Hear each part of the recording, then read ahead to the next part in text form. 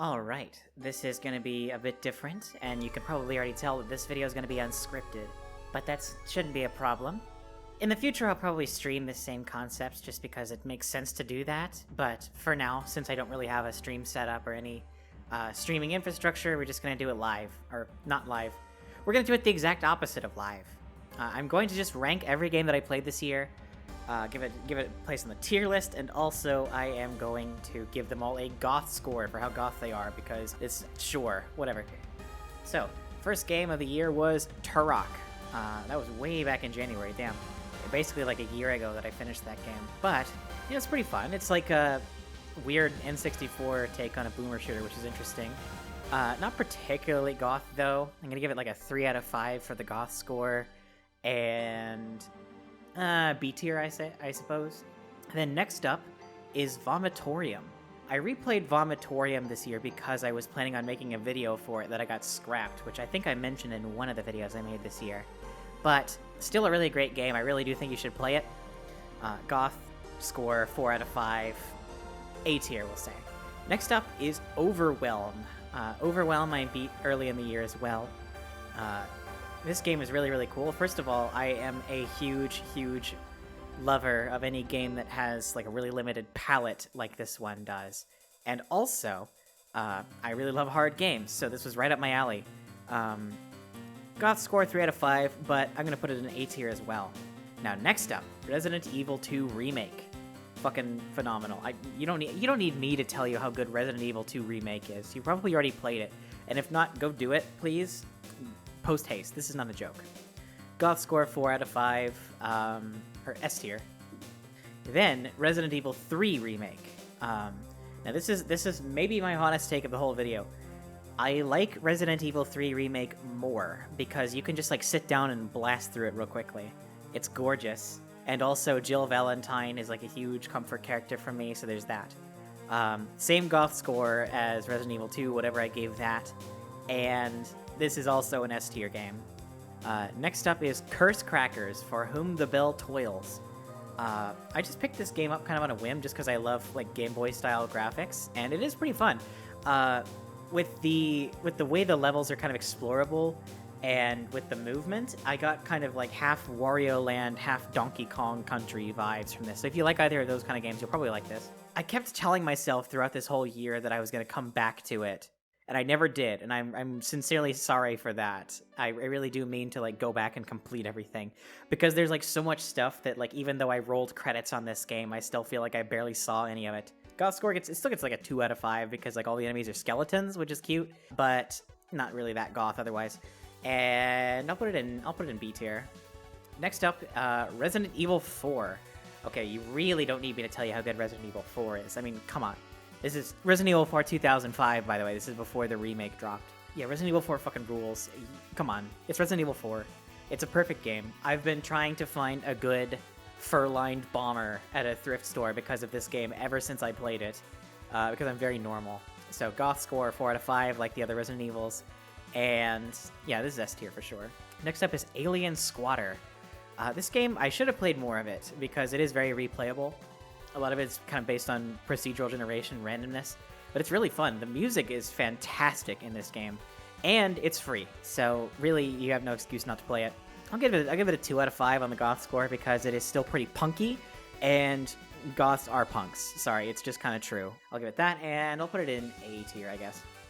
And the tiers are going to trend towards higher because I only put the games on here that I finished, which means that I'm going to tend to favor them and put them higher. Most of the stuff that I didn't like, I dropped, so it's just not going to be on this list. Next up is Lycanthorn. This is a Doom WAD by Scumhead. This WAD is pretty fun. It's real short and real linear. It's basically like a Castlevania game. You play as like a werewolf lady with an axe, which is gorgeous. Love that. It is a little bit simplistic. Like it's really going for like the NES Castlevania thing. So if you want more like the feel of Castlevania without like just being like a Doom NES Castlevania, then I would go for like Castlevania Simon's Destiny. But this is very cool for what it is, and the monster sprite work is fantastic. I'll give that's definitely a 5 out of 5 on the goth score. I mean, come on. C tier on this one. Next up, Lycanthorn 2. It's the same thing, basically, but it's more of like a Castlevania 2 type thing, because there's like a hub world, and there's areas you can go into, and there's multiple playable characters, which is a little bit like Castlevania 3. It's like they took both of the sequels to Castlevania 1 and turned them into one game and made it a Doom 1, or they, Scumhead, they being Scumhead, one person. But I like it a little better just because there's a little more going on. So I'll give this one same score on the GOTH score, 5 out of 5, but I'll put it in B tier. Next up, and some people are going to be real mad for this one, we got Dragon Quest XI-S, Echoes of an Elusive Age Definitive Edition for the Nintendo Switch family of systems. I think this is actually the only Switch game I beat the entire year. Shows you how much I use it because I don't have a TV. I don't know, it's okay. I kept waiting for like the big twist to happen, and it never really did, aside from like the evil guy turning out to be evil, which, yeah. And I didn't play Act 3 because I was like so tired and ready to be done. And like I read up on what was going to happen in Act 3, and I was like, I hate that. That's stupid. I hate that. I hate that. So I don't know. I didn't think it was like life-changing. I like the older Dragon Quest better, actually, just because they're like, I don't know, they're fun. They're comfy. They're more comfy than this one is, just because there's too much going on, I feel. I don't know. Maybe this is a weird thing to say, but it's how I feel. I like the older Dragon Quests better. So I'll give this one like a C tier. GOTH score is like 1 out of 5. Cloudpunk. I like this one a lot because it is a cyberpunk story that is not like weirdly Orientalist. It's not weirdly Orientalist, and it's not completely stuck in 80s nostalgia, which I like. I think cyberpunk is still a very relevant genre, but like the fact that it's still so like mired in where it was, 40 years ago is a bit of a sign of how it's been kind of recuperated. So I like that this is actually still punky. Good stuff. 2 out of 5 on the GOTH score because it is punky. I'll put it in A tier. Next up is Metroid 1 on NES. I'm sorry, y'all. This game's pretty good, actually. I know the take these days is that you shouldn't bother with this game because we have Zero Mission, but that's wrong. You should play this game as well. It's a very different vibe than Zero Mission, which I think is good. Zero Mission feels a little bit too Super Metroid-y, and I love Super Metroid, but like, I don't know. Just let it have its own identity. Good game. Just get used to, you have to adapt to it, but once you do, it's worth playing. So, I'll give that a 3 out of 5 on the GOTH score, and put it in B tier. Next up, Metal Slug 1. Metal Slug 1 is pretty fun. Any game where you shoot that many Nazis is pretty fun.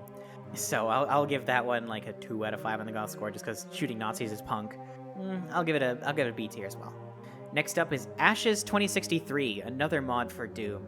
This one it's very, very build engine. It's like the most build engine Doom thing I've ever played. And it's pretty good. All the dialogue in the game is so freaking quiet, you can't even hear it. So it's good that like all the important information is like conveyed through text, because you can't hear the dialogue at all. And it's really fun how like some of the music tracks like reference tracks in Doom, which is really great. It is pretty difficult though, actually. Although maybe I should have played it at a lower difficulty, but I didn't, out of pride, which is a thing I often do. Oopsie. Anyway, I'll give it like 1 out of 5 on the GOTH score, and B tier. Next up, AM2R, the fan-made Metroid 2 remake, which is way better than Samus Returns, don't at me. The one complaint that I really have is how much music it reuses from other Metroid games, and how difficult like the early Metroid encounters are before you have a lot of health. Because like they didn't change the arenas where you fight the Metroids like at all from the original, but they changed how vulnerable the Metroids are, which means you have like no room to maneuver. I think it would have been fine if you changed the way the Metroids function that much to change the encounter design a little bit more, but I don't know. It's still pretty fun. So I'll give that like a... What did I give Metroid 1 on the GOTH score? 3 out of 5 on the GOTH score, and I'll put it in A tier. Next up, Super Metroid.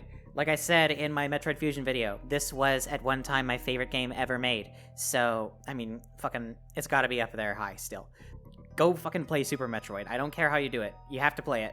It's like, I will plant my flag in the ground and say it's one of the games you have to play before you die. 3 out of 5 on the GOTH score. S tier. S tier, absolutely. Metal Slug X. This one's way better than the first one because you can play as a lady and shoot Nazis, which is just, that's ideal. Perfect. Perfect game. 2 out of 5 on the GOTH score, and A tier. Next up, Marathon 1. Marathon 1, I played the Marathon trilogy for the first time this year because I was in a shooter book club, and we did Marathon Infinity, and I hadn't played the first two, so like, well, I guess I gotta play all 3 of them. But it was well worth it. Like, these games rule. I love them a lot. It's why I made a video about them that was over an hour long, you know. So there's all that. I love Marathon. Game fucking rules. Durandal is my boyfriend. 2 out of 5 in the Goth score. S tier. Zero Ranger is my all-time favorite game. It's the first video I ever made on this channel. I'm gonna make another video about Zero Ranger this year in April for the 2-year anniversary. And there's another game that's gonna be about as well. But Zero Ranger is perfect. Beautiful, gorgeous, lovely. Mwah. Could never ask for a better game in my life. This is an absolute... It's an absolute S tier and maybe 2 out of 5 in the Goth score. Castlevania Bloodlines. Ooh boy. Castlevania Bloodlines. Really the reason to play Castlevania Bloodlines, aside from the fact that it's pretty good, is that it's Michiru Yamane's first Castlevania game, and she fucking kills it. It's like one of the greatest debut albums of all time, up there with like In the Court of the Crimson King. Like, that's how good it is. Incredible. Also, it's a Castlevania game, so very goth. That's a 5 out of 5 on the Goth score, and that's A tier, I think. NieR Replicant. We're back in the hot take zone. I was not a fan of this one because the amount of content you get on the repeat playthroughs is not enough to justify how long you have to spend doing repeat playthroughs. Like, twice through is enough. It did not need to be 3 times. Especially when, like, I have to watch the scenes of the queer characters getting bullied, like, 3 times in a row. Don't love that. But it has queer characters, so that's something, I guess. Goth score, I guess, 3 out of 5. You know, it's about, like, exploring a dead world and whatnot. And, C tier. Next up, Marathon 2. I do not like the map design as much in Marathon 2. And it's by far the most straightforward story of the 3 of them. But I still think there's a lot to love of it. You get the most of Durandal in this one, and Durandal is great. I love Durandal so much. I wish there were more games that I could just have more, like, Durandal as a comfort character. But, I mean, there's like, years and years of Marathon user maps that I need to go check out, honestly. But this game does have the dual shotguns, which fucking owns, so 1 out of 5 on the Goth score, and this is still A tier, I think. Bloody Hell. Bloody Hell came out this year out of nowhere. It's free, so that's nice for one thing. Bloody Hell is free. It takes place in hell and you're a chicken. What more do you want from a game? It's pretty fun, you know. I'll give it like a 4 out of 5 in the Goth score because you are in hell. There's lots of demonic imagery going on. And I'll give it a B tier, I suppose. Next up, Ascension, Transition, and Silver. This game fucking rules. I don't really play a lot of visual novels, but this game briefly made me think maybe I should become a visual novel person. Probably not going to do that just because, like, I don't know. Visual novels just aren't my thing normally, but that should tell you how much I enjoyed this one. Because this one rules. It's basically...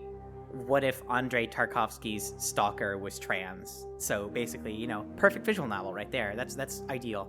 Goth score is like 4 out of 5, I would say. You know, yeah, it's goth shit. I can't explain it. And I'll put it in S tier. Marathon Infinity. Y'all, I like the Marathon trilogy, but the map design in Infinity is rough. It gets bad at the end there. I do not like how the maps function in this game. Like, some of them have secret switches that let you skip the whole map, which just feels like an apology from the developers. It's real irritating. Goth score, I guess I give it the same 3 out of 5 as the other 2. Or I give them a 2 out of 5. Yeah, 2 out of 5, same as Marathon 2. And I'm gonna bump it down to B tier just because I dislike the map design in this game so much. The story still fucking owns. I just wish that the maps were, like, reined in a little bit. Next up is Herat. Herat also rules. It finally left early access in 2023. Good news. And this game is really, really cool. You can tell it's like a weird, kind of cool, dream-like corruption of childhood nostalgia for this developer who's very clearly Czech. You know, it takes place in the communist days of old Czechoslovakia. And it's really interesting, you know. It's just so fun to, like, see all that stuff. And it's like this is made in like a custom engine, which is crazy. It's so cool. This is really neat stuff. I'm gonna get Goth score, even though it's not like there's not much textually goth going on. I'm still getting it like 4 out of 5 just for the vibes alone. And I'll put it in A tier.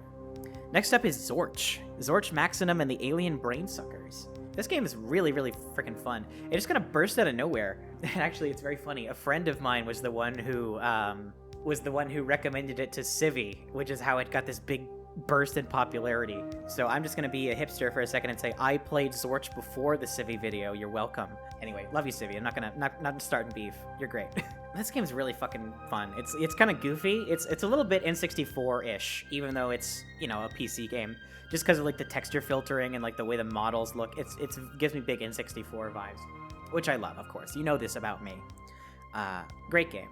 Goth score, I guess like 1 out of 5, and I'll put it in A tier. Star Wars Dark Forces. This is the first Star Wars FPS there ever was, starring Kyle Katarn, the absolute mad lad, king shit of Fuck Mountain, one of the coolest Star Wars characters ever. And this game is part of the reason why, because he's basically Star Wars Doom guy. Like, really, it's really amazing to see how much of the Star Wars aesthetic they were able to nail down only a year after Doom 2, and in their own proprietary engine. And these guys were all adventure game devs, which is really what makes it impressive. However, the one problem is that these guys are adventure game devs, and they designed these FPS levels like adventure game areas, so it's kind of obnoxious. These maps are really hard to navigate, even by like my standards. Goth score 1 out of 5. Star Wars isn't that goth, despite how much I like it. Star Wars could and should be more goth, but it isn't. And I'll put it in B tier, just because of how frustrating the maps can be sometimes. Next up is The Legend of Heroes Trails in the Sky 2nd Chapter. This game rocks. I love the Trails series. I've only played the Sky trilogy so far, but every one of them I've loved. And this one is really interesting because like the story basically concludes in this one. The story of Liberal concludes in this one, but we'll come back to this later. You gotta play the trilogy though. You can't start with this one, of course. So, goth score 2. Goth score is like 1 out of 5. You know, this is like, it's anime bullshit. There's not much goth going on, and this is an S tier, I think. Timespinner. I made a video about this game. Obviously, you should play Timespinner. It's really freaking good. That's basically the whole thesis of the video I made, so just go watch that. Goth score is like 3 out of 5 because it's a little bit punky and a little bit goth. S tier, come on. Next up is Trails in the Sky the Third. This is my favorite JRPG I've ever played. I'm strongly considering making a video about it in the future for personal reasons. And it's going to be one of my more like personal working through shit videos instead of like the more analytical ones. So I apologize in advance for that. I know y'all don't like those, but I like them. This game rules. I love it so much. And I wish more JRPGs would adopt this structure where it's like kind of like more dungeon crawly, because I love the way this game works. If you can recommend me more JRPGs that kind of have that like dungeon crawly vibe as opposed to like, I want give me more JRPGs that have the vibe of Trails in the Sky the Third, please. I need those. Goth score is like, we'll say 3 out of 5. It's more, I'm gonna say 4 out of 5 because there's like a lot of themes of like religious trauma and like visions of hell and stuff. So there's more goth shit going on here. And this one is also S tier. Doom 2016. I don't know. Doom 2016 is still fun, but it just gets so boring in the back half because like it stops introducing ideas like way before the game ends, and then like nothing is really challenging after that. So that's a little bit frustrating for me as someone who's always craving a challenge. But otherwise, you know, it's fun, of course. It's really satisfying, but I prefer when it just keeps ramping up, which is why I like Doom Eternal better. So I will give this one 4 out of 5 on the goth score, obviously, and I'll put it in B tier, I suppose. Mega Man 2. Mega Man 2 is pretty good, but again, you don't need to hear that from me. Come on. I played all 6 of the NES Mega Man games this year, and it's like, I mean, there's not much I can say about them individually, I don't think. So I'm going to give them a blanket goth score of 1 out of 5 because, like, it's Mega Man. There's not much goth in it, aside from, like, Skull Man and, like, this face on Wily's Fortress. But aside from that, it's like, it's not very goth. And, okay, I'm going to give them the scores. Mega Man 1 D tier, Mega Man 2 C tier, Mega Man 3 C tier, Mega Man 4 B tier, Mega Man 5 A tier, Mega Man 6 A tier. They get better as they go on. I'm sorry, y'all. This is another hot take. Going Down. Going Down is a very, very fun Doom wad because the conceit is that you are like going from the top of a skyscraper down to the bottom. It gets really wild at the end. But it's really cool because all the maps are like really compact and really difficult and really stuffed with monsters. It's really mean and fun. I love it. So that is getting like 3 out of 5 on the goth score because it's like a little more Doom cute than your typical wad. I'll give it an A tier. Next up, Doom Eternal. Doom Eternal, I still love it. I still think it's great. It's one of my... It was at one time my favorite game. Its star has fallen a little bit in my eyes since then, just because of, like, you know, thinking a little bit more about the story kind of made me a little more frustrated with it. But otherwise, it's still very fun. It's very fun to play. I still way preferred playing it over 2016, but I don't know. It's great. I still think you should play it. So I'm going to give that 4 out of 5 on the Goth score and A tier. The Ancient Gods Part 1. I replayed these this year in addition, and then like didn't use any of the footage in the video except for like a tiny little bit. Oops. The Ancient Gods Part 1 is really freaking hard is the main thing about it. I still have not beaten it on Nightmare, and I've beaten the rest of Doom Eternal on Nightmare, just not this. Which I think is cool. I think it's kind of fun, like, in this one, they mainly focused on, like, taking what was already there in the base game and kind of pushing it to its limit. Like, there's some new stuff, but it's mainly about, like, just, like, really pushing you on it.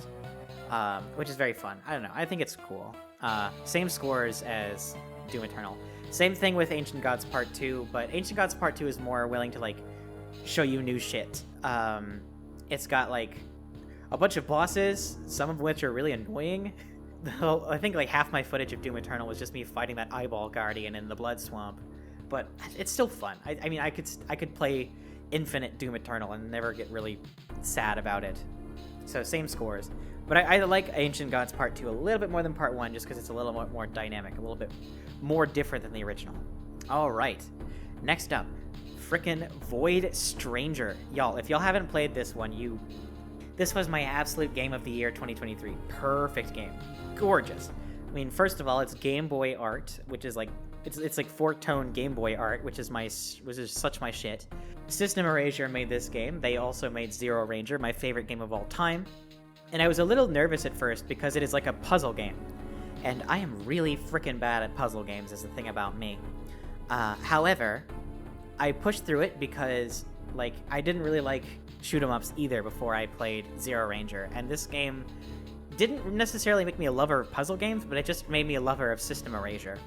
Wherever this studio goes, I will follow forever. I love this shit so much. There's a video coming on this game this year. Season finale of Season 1 is about the 2 System Erasure games, so look forward to that. Goth score, I guess, I think it's, you know, it's concerned with like hell and stuff, so I'll go to 4 out of 5. And this game is an absolute S tier. I would give it a double S tier if that existed. Next up, Quake 1. Quake 1 fucking rules. It's like the most goth game anyone's ever made. And you can tell because like I first played Quake in 2021 when I was not trans or goth yet, or I didn't know it. And it just was fine. I didn't really care for it that much. But I played it again this year, now that I know who I am, and fuck yeah, dude, this game rules. Goth shit to the maximum. It's literally got a soundtrack by Trent Reznor. It's getting a 5 out of 5 on the Goth score. Come on. I mean, part of the reason I rated so much stuff 4 out of 5s that you would think would be 5 is because Quake is on here and it's so goth. Fucking love Quake. Good lord. And this is an S tier for sure. Alright, Quake 2. I finally got around to playing Quake 2 this year because of that new expansion, because of like the remaster they put out. And it's pretty fun. I was kind of like, I thought it would look boring, so I never touched it before, but it was worth playing. The music is also really good. It's not the same, but it is good. That's a really good way to describe both these games. But I like Quake 1 more just because I like that vibe a lot more. I like it. It's less martial and more just like weird and spooky. But I still like Quake 2. So I'll give Quake 2 like a 2 out of 5 on the goth score. It's not that goth. I'll still put it in. I'll put it in B tier, I guess. Dark Souls 1. Alright, this is the hot take of the century. The Dark Souls trilogy also gets better as they go. This is by far the worst one of the 3. I don't care who knows it. It's true.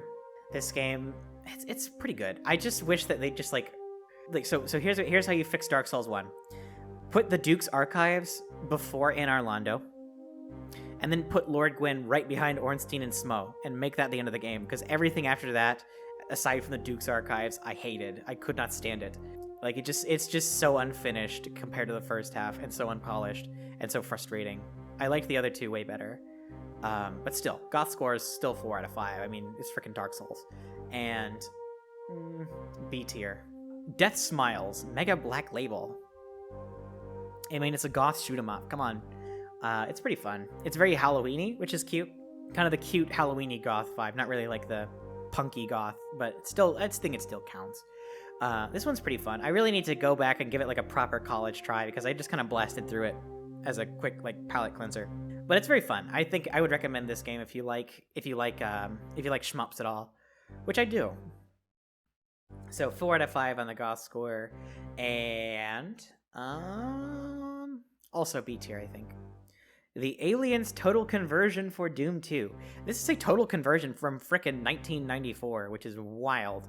I still think it's worth playing though, just because it's like such a fascinating insight into Doom mapping history. It's really interesting.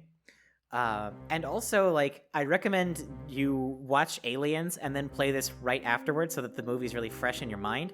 Because there is a lot of... They did their level bet... Like, the guy who made this really did his best to, like, recreate stuff from the movie as close as possible with the tools he had in 1994. It's pretty impressive. And very fun, actually. I mean, it's Doom, so of course it's fun. I highly recommend, like, muting the music in whatever source port you're playing in and putting on the soundtrack of the first 2 Alien movies.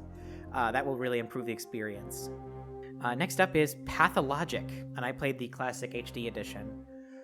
Pathologic fucking rules. I have brainworms for this game now. It's never getting out. I'm going to be talking about this game for frickin' ever. It's incredible. Gonna finally play Pathologic 2 this year as well. Absolutely play Pathologic. Goth score, I think it's actually 5 out of 5, honestly. And also it's an S tier. Come on. Next up is Metroid Fusion. I made a whole frickin' video about this game. Go watch that. Goth score is 4 out of 5. S tier. Next up is Fallen Leaves. Fallen Leaves is a Doom WOD. It's a short kind of collection of 7 autumn-themed micro-slaughter maps. And autumn-themed micro-slaughter is basically my gender, so perfect. Gorgeous. Goth score is like 4 out of 5. Fall is the gothest season. And I'll put it in A tier as well. Next up is Arrival by Pavera, another Doom WOD. I was kind of in a Doom mood that time of year. This is a really, really freaking great WOD. It's just really good Doom, is all you can really say about it. It's just really fun, really creative map design. And also, you know, Pavera is a really swell guy. This is a great, great WOD. You should definitely play it.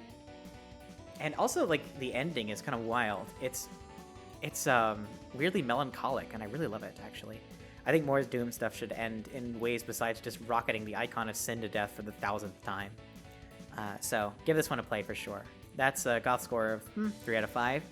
And A tier again. Next up is Castlevania 1 for the NES. I mean, Castlevania 1 frickin' rules. It's so good. There's not many series where, like, the first one is still one of the best ones, but Castlevania is up there.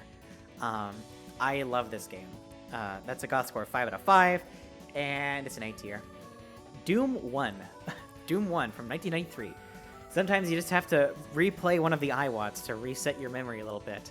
And Doom 1's still good, y'all. That's a 3 out of 5 on the goth score as well. And that's an A tier for sure. Doom 64. Doom 64, I always go back and forth on it because the map design gets really frustrating at the end, but the beginning is so good. Like, the atmosphere is so thick in this game, especially at the beginning. I really like the beginning of this game a lot more than the end. So I'm still like it. So I'm gonna give it a 4 out of 5 in the goth score, and I'm gonna put it in B tier. Next up is Moonlaw, which is a tiny little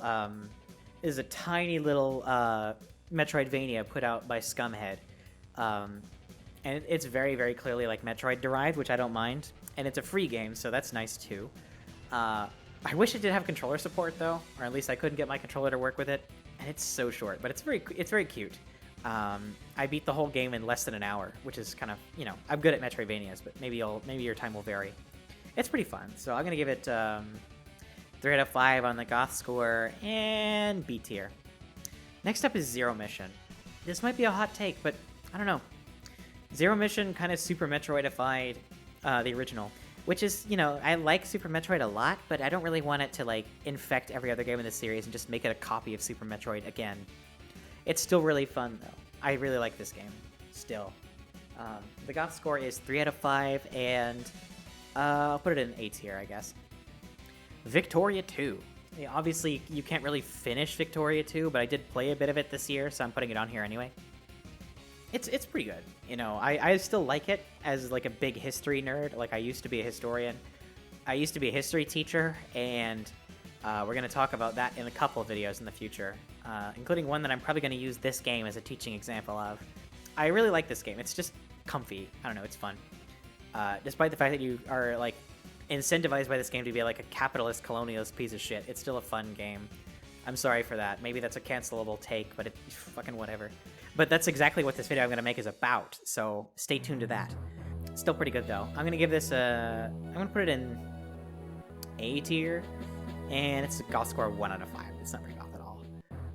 Sonic Adventure 2 Battle. This game snapped my brain in two when I was 6. It's the game that introduced Shadow the Hedgehog, who is who I wanted to be when I grew up when I was a kid, and it has Rouge the Bat, who is who I wound up growing up to be. It's fine, you know. Game owns. Still love it. Still great in 2023. You should still play it. I don't care what the haters say. This game still fucking rocks. Goth score is like 3 out of 5, and that's... you know what? Fuck you. That's an S tier. Next up is Guilty Gear Strive. I really love Guilty Gear just because of like the crazy visual K aesthetic, and I like fighting games. I don't play them that much, but I do like them. And this is probably my favorite fighting game. Still, I need to get more into the older Guilty Gears, and I'm probably gonna pick up that new Under Night game when it comes out. But I love this game too. Goth score, 3 out of 5, I guess. And I'll put it in A tier.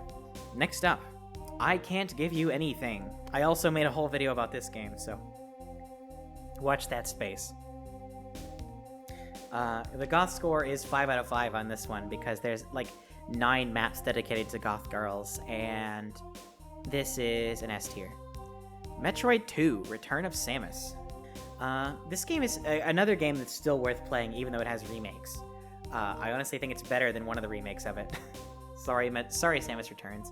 This game, I don't know, it's good. This game is still pretty good. It's kind of frustrating, kind of overstates its welcome, but it's got a vibe that none of the remakes kind of really captured. So I think it's still worth playing.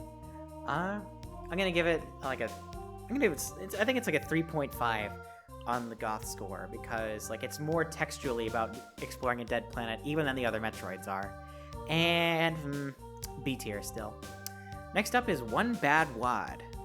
One Bad Wad is really cool. It's like really flat textures and really small monster counts, which is like, it's like visual minimalism and low monster counts is exactly my style when making Doom maps, so this game makes me feel more confident in my mapping ability. So that's good. Makes me happy. Stay tuned. I might talk about some of the Doom projects that I've been involved in the future. We'll see. But I don't know, this game's great. This WAD's great, so I'm gonna give it like 1 out of 5 on the goth score. It's not very goth. And I'll give it a B tier, I think. Next up is Lilith.pk3. One of the coolest pieces of art I've ever seen made in Doom. It is gorgeous, and there's a lot about, like, there's a lot about going on about queerness and identity, and I think it's really and it's a really fascinating way to express that. I think it's very cool. I think you should play it. I think it's worth downloading a whole different source port of Doom just to play this one project, which is what I did. So, Lilith.pk3 gets like a 4 out of 5 on the goth score, and it's an S tier, absolutely. Dusk is another very important game to me. Another game that split my psyche in two. This game owns. I'm making another video about it. Stay tuned for that. And I played it again this year because they added that HD pack to it, which was very fun and worth a look if you've played it already and you want to experience it again with like with fresh eyes. So that's like I'm gonna give it a 4 out of 5 in the goth score, and that is S tier. Project Warlock. I don't know. This game is really fun for the most part. It's weird and kind of Wolfenstein-y, which is interesting. But that final boss sucks so hard. I hate the final boss in this game. It's terrible. Everything else is great. Like, if that final boss wasn't in the game, it would probably be an A tier. But instead, I'm going to give it, like, 4 out of 5 on the goth score, and it's, like, down in D tier, just because I hated that final boss so much. Next up is Putt Putt Travels Through Time. This is an absolute classic, absolutely childhood stuff for me. I first played this game when I was like 3 years old, and I couldn't read. But I love all these old Humongous Entertainment games, and someone just happened to give me a Steam code for this game, and that was like, okay, I have to go back and experience this for all time's sake, and it was well worth it. Not really goth at all, obviously, so 1 out of 5, but it's very fun, so I'll still put it in A tier. You know, it's a kid's game, so you get what you expect, but still, for what it is, it's very fun. Dead Estate. I first rolled credits on Dead Estate this year. I haven't seen everything. This game's fun as well. I mean, it's like a roguelike sort of take on sort of like goofy roguelike Resident Evil scenario, and like the freaking witch from this game is like the most. That's like such transition goals for me.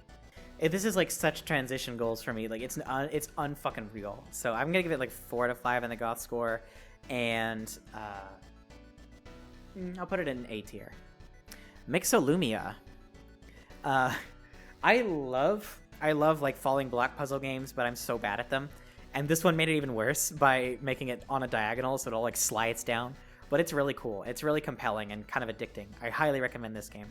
I actually bought it just because I saw it on co-host, and I saw that it had like a trans flag palette you could use, which I thought was hilarious. And I don't know, it's great.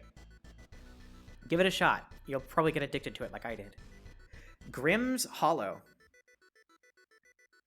Grimm's Hollow is a fascinating little game because it's like a little RPG Maker story that it has much more involved gameplay than I thought it would for what kind of project it is, because it's got like Mario RPG style action commands and like a skill tree and everything, even though it takes like 2 hours to see everything in the game, which I think is really fascinating and really cool.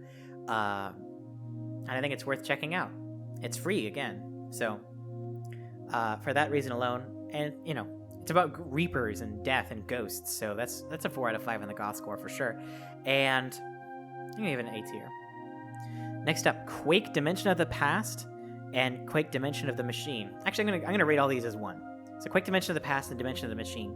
These are the 2 Machine Games expansions for Quake 1, and they fucking rule.